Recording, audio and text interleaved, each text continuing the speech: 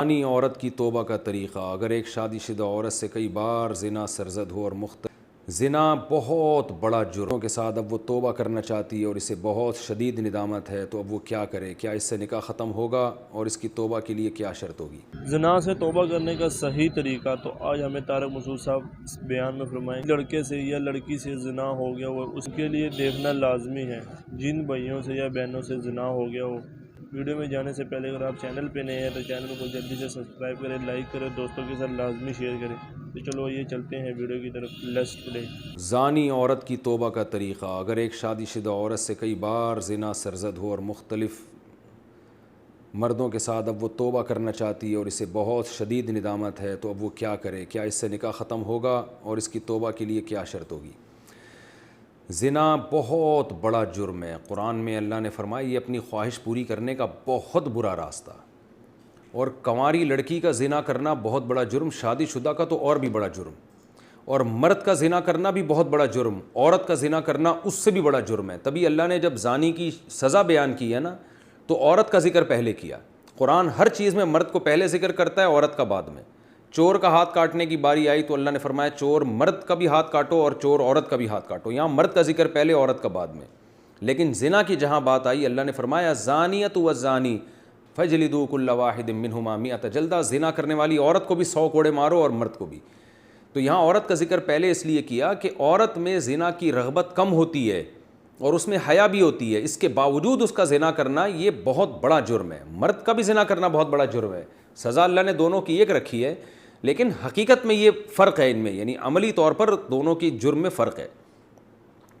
اب سزا اللہ نے ایک کیوں رکھی ہے؟ اللہ کی حکمتیں اللہ بہتر جانتا ہے۔ تو شادی شدہ عورت اگر زنا کرے تو یہ اتنا بدبودار جرم ہے کہ قرآن کہتا ہے کہ اگر یہ ثابت ہو جائے گواہوں سے اور اقرار سے ایک مخصوص طریقے سے، تو ان کو زمین میں گاڑ کے پتھروں سے ہلاک کر دو۔ تو اس لیے بھائی اگر کسی عورت سے بھی یہ جرم ہوا ہے یا مرد سے، تو یہ بہت بڑا جرم ہے، ہلکا نہیں ہے۔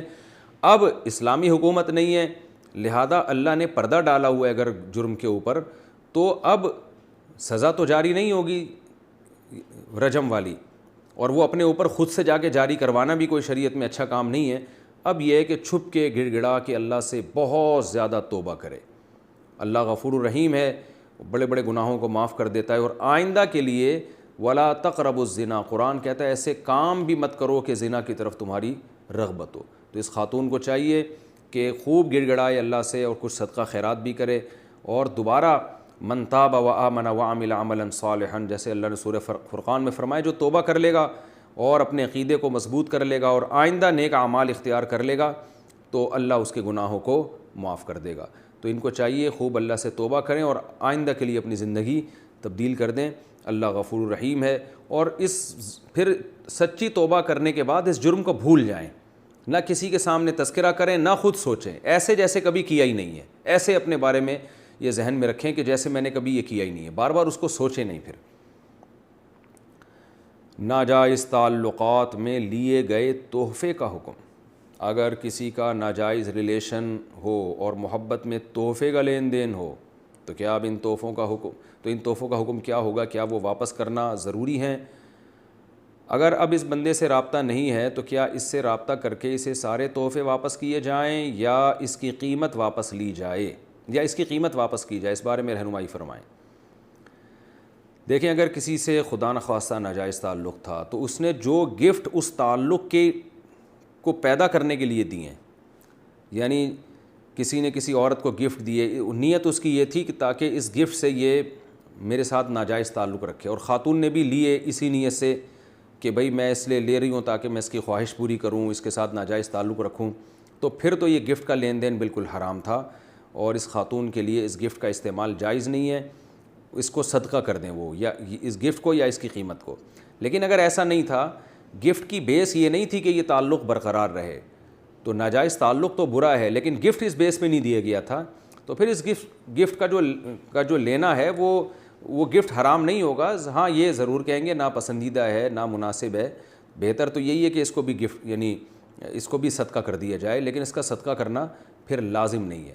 البتہ یہ کوئی پاکیزہ اور حلال طیب میں شامل نہیں ہے یہ چیز، کیونکہ نامحرم مرد اور عورت کا کوئی اس طرح کا لین دین جب کہ ان کی نیتیں بھی ٹھیک نہ ہو، یہ بہرحال مکروہ اور ناپسندیدہ ہے، لیکن اس کو حرام نہیں کہیں گے اس صورت میں۔ زنا کرنا ایک بہت بڑا سخت گناہ ہے، تو زنا سے بچنا چاہیے، اور جن بھائیوں سے یا بہنوں سے غلطی ہوگی ہے تو وہ اللہ پاک کے آگے گڑ گڑائے اور روئے، اللہ پاک سے معافی مانگے، تو وہی ذات ہے معاف کرنے والی۔ جیسے طارق مسعود صاحب نے بھی اس بیان میں فرمایا، رمضان کا مہینہ جتنے جلدی ہو سکتا ہے اللہ پاک سے معافی مانگے، کیا پتہ اللہ پاک کرنے معاف کرنے والے اللہ، کوشش کرنی چاہیے، اس طرح کے کاموں سے بچنا چاہیے، تو اللہ پاک ہم سب کو ان گناہوں سے بچائے۔ تو امید کرتا ہوں آج کی ویڈیو آپ کو اچھی لگی ہوگی، تو اسی طرح کی مزید ویڈیو دیکھنے کے لیے میرا یوٹیوب چینل ضرور سبسکرائب کریں، لائک کریں اور دوستوں کے ساتھ شیئر کریں۔ تو آج کے لیے اتنا ہی، ملتے ہیں اگلی ویڈیو میں، دیجیے اجازت، اللہ حافظ۔